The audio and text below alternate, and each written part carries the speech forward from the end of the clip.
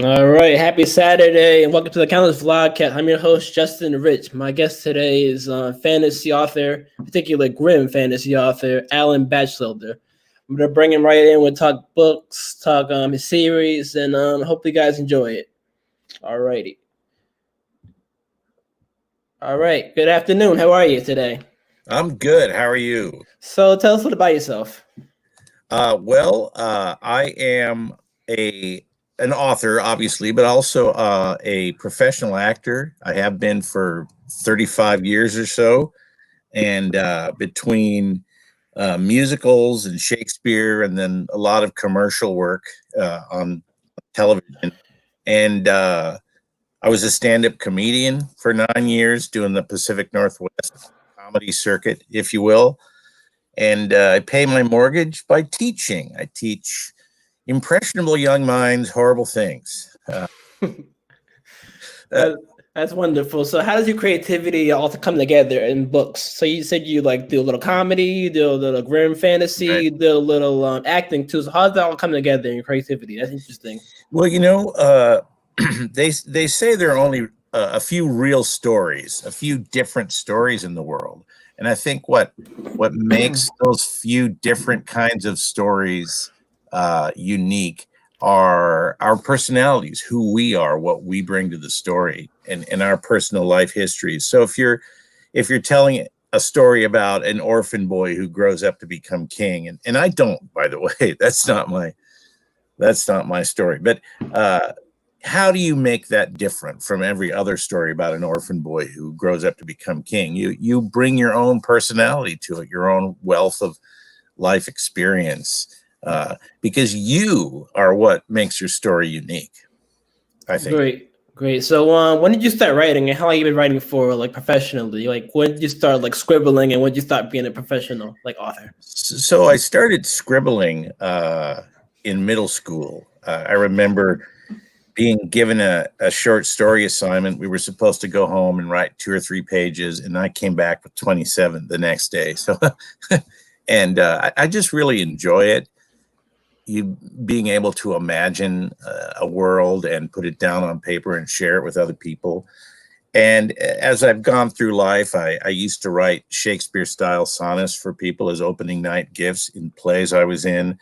And I would write little satirical stories about mutual friends, to amuse them. But when my mom passed away in 2012, I think it was, I just said, time's running out. Time is running out. And if I'm going to do this thing, I better do it. And I am a big gamer, or I have been over the span of my life. Computer games. I've even helped write dialogue and do voiceovers for some computer games, but Dungeons and Dragons, role-playing games. And I just have had an idea. I had an idea for a story in my own world. And when my mother passed away, it was really a motivation for me to live my life and get those things done that I dreamed of doing. Kind of a bucket list thing. And so the first story is Steel, Blood, and Fire. And when I first wrote it, I thought, well, this is a standalone novel, and it is standalone, but it's actually the beginning of a 5-book series. It's a story about a man, kind of like Conan the Barbarian, if you will. But this guy is a one-man army. He's literally destroyed entire armies by himself, entire nations. And he doesn't have any real sense of his past, of why he is the way he is or what he is. But he's just driven to fight and to battle and to destroy. And we find out over the course of the series that he's being manipulated. And the question is, by whom, and why does he have no memory, no real memory of his past? And he's the central character, but it really is a cast of thousands, kind of like a Shakespeare play in some sense, or even Lord of the Rings. And so there are comic relief characters, and there are tragic characters, and there are villains. But as the series develops, I really try to humanize them, because even villains believe in their own cause, and they don't gnash their teeth and hate themselves necessarily. They think what they're doing is the right thing to do. So it's won several awards, the series has, and it's gotten fantastic industrial reviews. And by that, I mean like Kirkus and Midwest Book Review and reviews from the industry, in addition to the usual reader reviews. So did I answer your question in all of those words? No, that was great. So I was wondering what got you into the genre too. I introduced you as a grim fantasy author. So what got you into that genre? Explain that a little bit to the audience that may not know what that means. Okay, yeah. So I write Grimdark, and you're probably all familiar on some level with The Hobbit or The Lord of the Rings, and that's kind of the original genre in modern fantasy, I guess you would say. And the characters, the good guys, if you will, are all moderately well behaved, reasonably well behaved. You're never going to hear Aragorn dropping F-bombs or Legolas going on a sexist rant or something like that, because they're the good, and the bad guys are just bad. But you don't even hear the bad guys dropping F-bombs. By the time we get to Game of Thrones, you can see it's a lot more gray. There are so many shades of gray. And you look at a character like Jaime Lannister, who, when we first meet him, he's the most despicable human being. You know, he's having a relationship with his sister, and he has several children with his sister, and he cripples a young boy by pushing him off a tower. But by the end of the story, although he still loves his sister, he's a much more empathetic person and much less narcissistic. So Grimdark is really about reflecting all the different shades of gray in the world, and not pretending that there's a light and a dark and nothing in between, if that makes sense. Yeah, it makes a lot of sense too. So would you say like Game of Thrones is some inspiration, and George R. R. Martin is some inspiration too? So when you're like watching these shows or reading these books, so you get like influenced by them too, or have you always had that in your heart too to write this kind of genre? Well, you know, I think your taste changes as you get older. Yeah, it's like wine. I just read a book about Bigfoot by the guy who wrote World War Z. And when I was a kid, this would have been the greatest book I'd ever read. I mean, I would have been all in. It would have been my religion. But now I'm 58, and I read it, and I was like, it's a good book, but I mean, it's about Bigfoot, you know.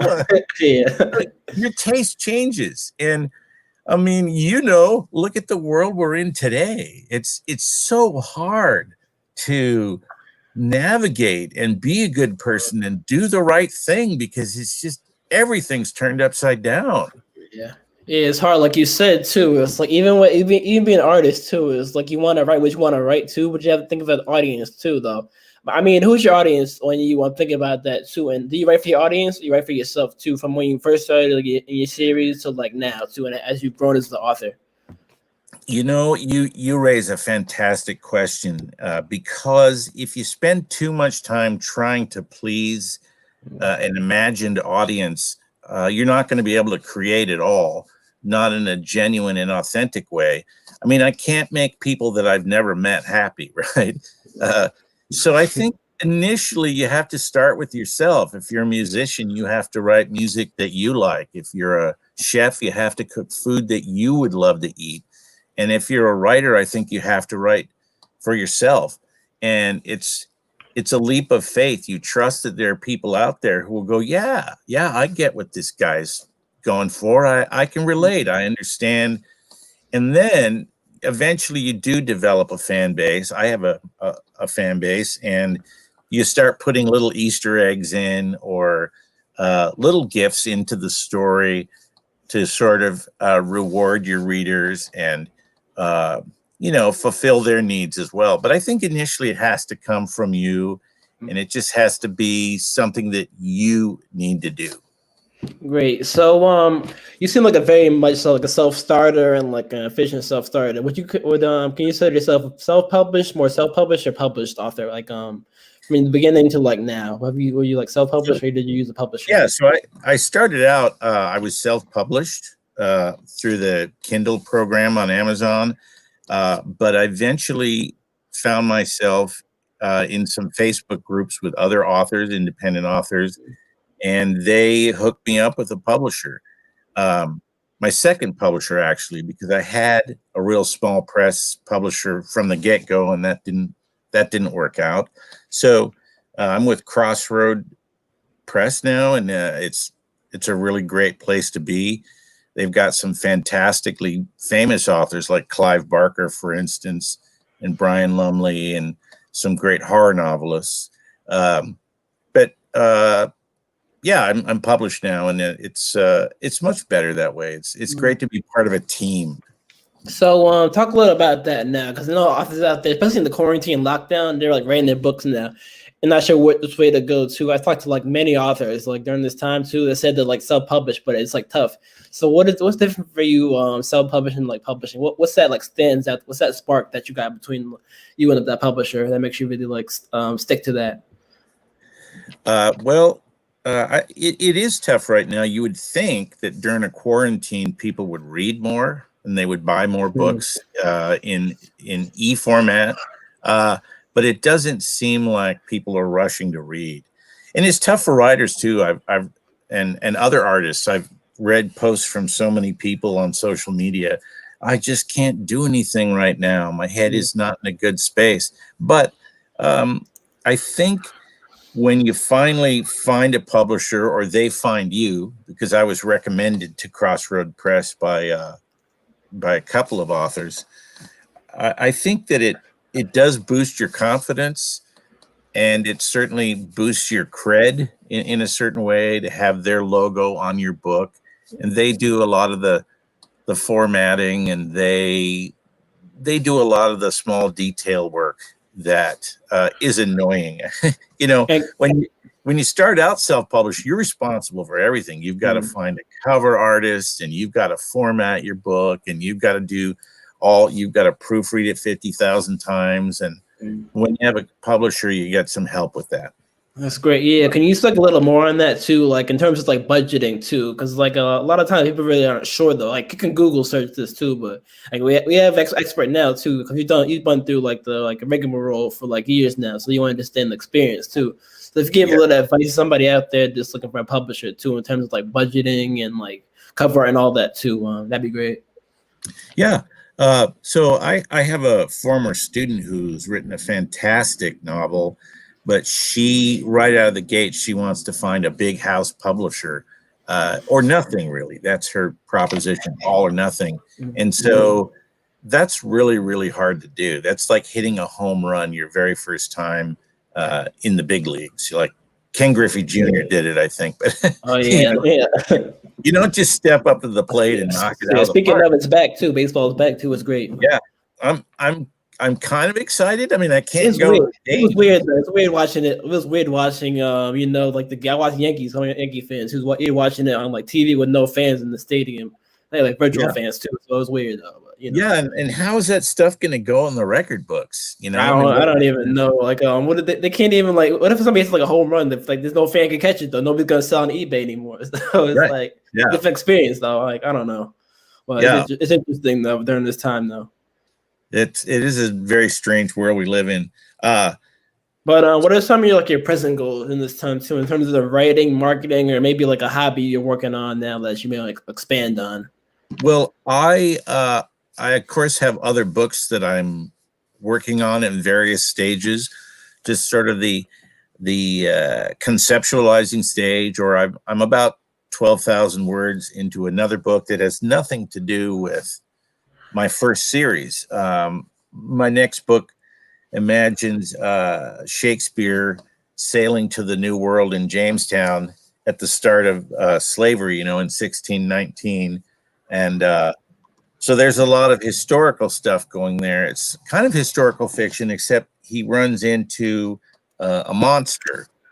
And I don't want to give too much away about that, but So it's sort of a historical fiction / monster novel. But I also am hoping to start a podcast that's kind of a variety show, so that it's got some current events. I'll have a guest on and really talk, to real people about their lives.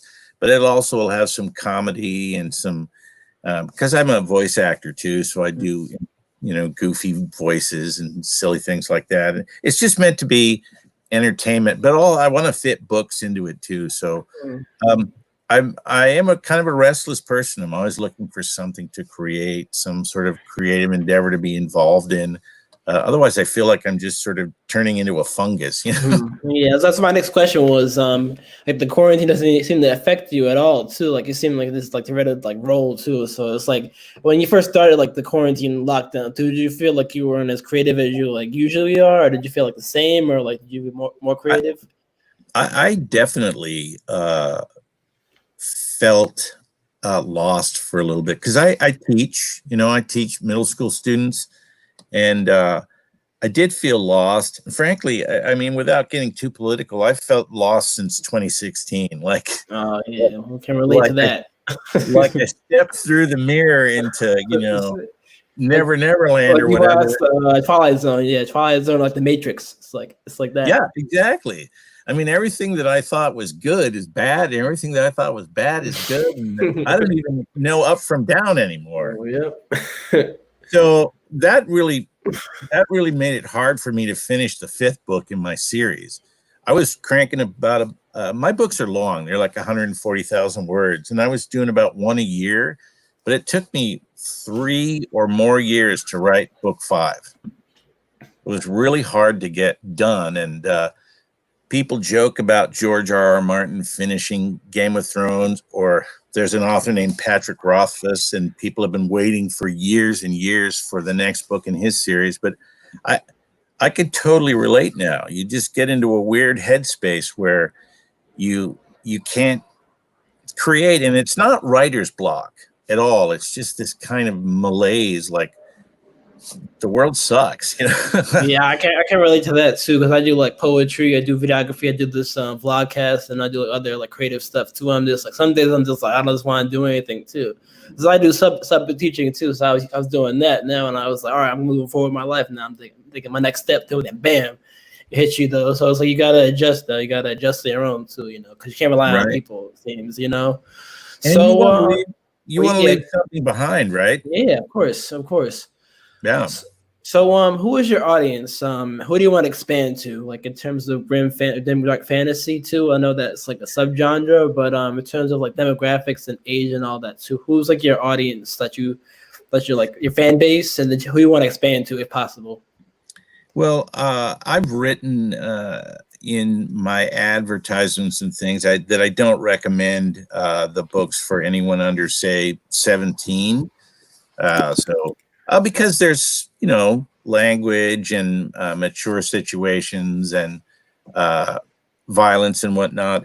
But that's this particular series. Eventually, I have in mind a YA novel for young people. And I'm writing a steampunk too with my son. He's a graphic artist or a animator, and so he'll do some illustrations for it. So I'm going to try a bunch of different genres because I'm curious. Because I'm at this great buffet of creativity, and why would I only eat the chocolate pudding the whole time?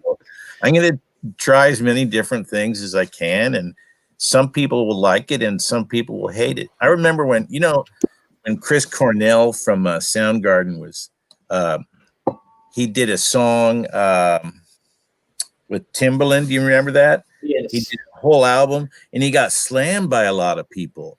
But I love that song. I'm in Seattle, and I wasn't even really conscious of Chris Cornell until I heard that song. And I went, man, that is a really cool song. And then I went back and I heard Black Hole Sun and stuff. And I went, wow, that's amazing. What range that guy has, So that's what I kind of want to do. And some people will slam me if I get away from Grimdark, but you got to do what you what your soul wants to do. Of course, it's like yes, artists and authors. It's like you can't get typecast too. Even like Right. if you're like your parents telling you, oh, you're like, oh, you gotta be in a box or something. Like they can outside the box too, but you have to though. You have to Yeah. explore everything. You know, you have to make mistakes too. You know, so it's like, what are you gonna do about that? You know. Yeah, and you do get, I mean, in commercials, I do get typecast. I go to these auditions and there's 10 other bald fat guys, you know. And I guess I'm, you know, the goofy uncle or the neighbor next door, but nobody ever cast me as the romantic leading man, you know, or the villain or whatever. I guess I'm just too goofy looking. So So what is like give me like 3 things you want people to take away from the series? People that may have not read it or people that have read it. What do you want to take away from it too? well, I hope that the characters have such a journey. Each individual character has such a journey that they're really memorable, that they're individuals, and every reader should have their own favorite. The central character is a guy named Tarman Vikers, but there are literally 50 other characters that you could fall in love with. And so I would love it if people had their own favorites. That's one thing. Another thing is, I just decided to do this one day, and I believe that you can do it, and my wife can do it, and everybody has a story to tell. Certainly, it's not to everyone's taste to write, but I'm not competitive about it. If you want to write a story, I'm there to help you. You know, I'll give you whatever little advice I can and nudge you along the way towards success. So I hope that my work is an example that you can do it too. The readers can do it too. And generosity of spirit, you know, let's help each other. It's not a competition. Yeah, not at all. It's supposed to lift each other up too, you know, and Yes. not taught that early on, but everybody's taught it's a competition, but it's supposed to lift each other up too. So speak a little on like the feedback of the books from your fan base and like Easter eggs. How have they perceived the Easter eggs? So have they received it very well? Have they gotten them, or have they like went over their head?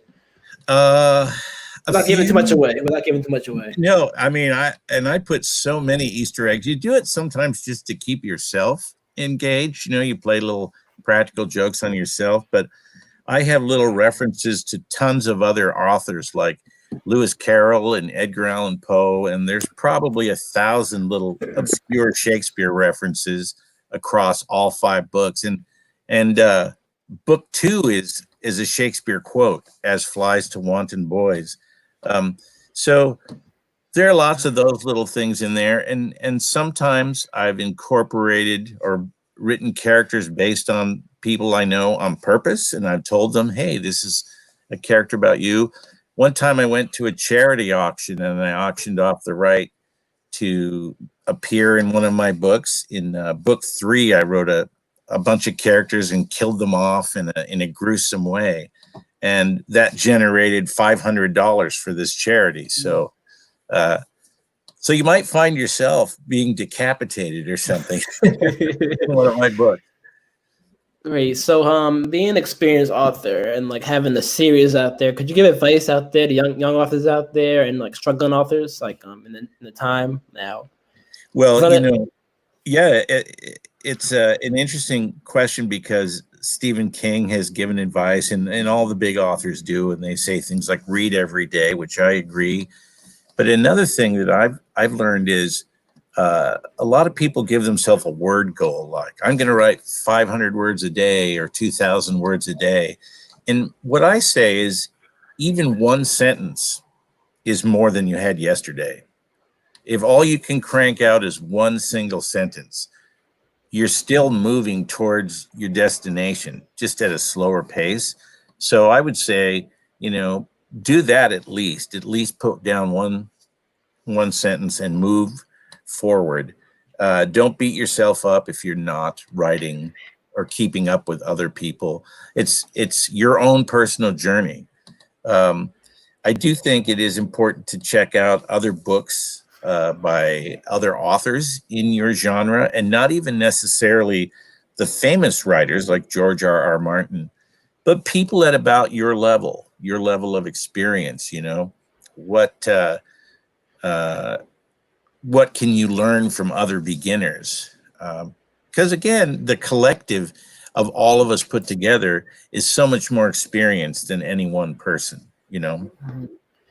So, who are some of your other influences in writing? Talk a little about Stephen King, George R. Martin. Who are some of your other authors that influence you, and what do you take away from them as you've grown as a writer too in your own writing?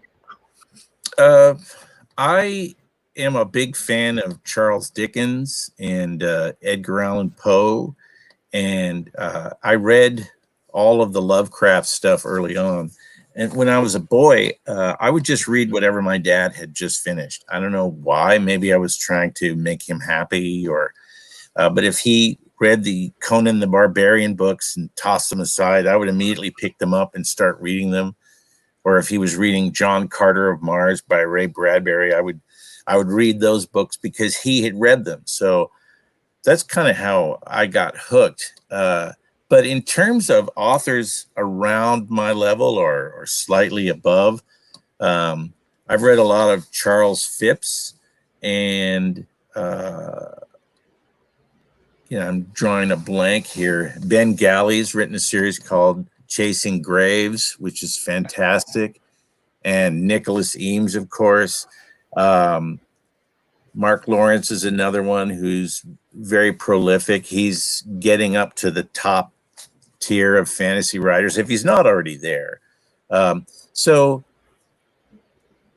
I think Dirk Ashton has written a great series, starting with Paternus, War of the Gods. People about my level of experience, about my age, what are they writing, and what can I learn from their journey?